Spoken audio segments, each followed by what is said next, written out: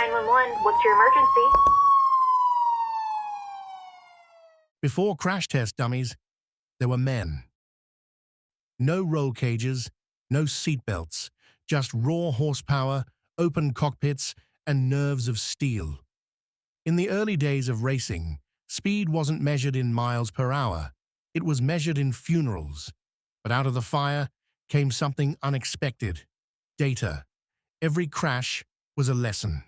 Every broken body, a blueprint. The 200 miles per hour laboratory is the untold story of how motorsport's most brutal era gave birth to the trauma medicine we all rely on today. So, who were these men, and why did they risk their lives? But it's all about racing.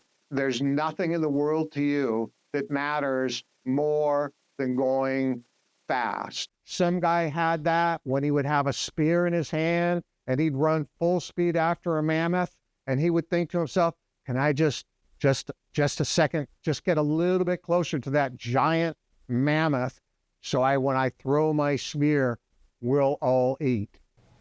Well, you know, a lot of people have accused me over the years of being a little bit nuts.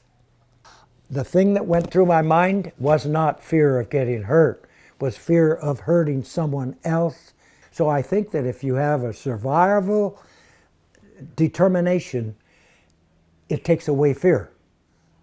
That's the way I would relate it. If you still want to be here tomorrow, you're not going to have as much fear during an accident because you're going to try to save yourself. When the speeds are, 230 plus miles an hour, there are no little accidents. Anything when something there happens, you're gonna definitely destroy your car, and there's a very good chance that you can hurt yourself. So that was part of it. But as a driver, you never even think about it, because if you did, obviously you wouldn't be doing that. From the 1970s onward, racing slowly stopped being a blood sport and started becoming a medical classroom.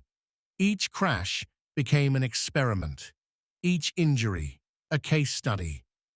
By the 1990s, racing didn't become safe, but it became survivable.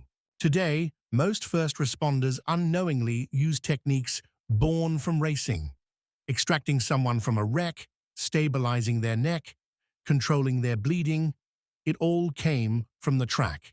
The 200 mile per hour laboratory explains that for a simple fee of unchecked, uncontrolled, and extreme exhilaration, an untold number of race car drivers turned their bodies into living laboratories so 911 skills could be invented and then distributed across the country to save thousands.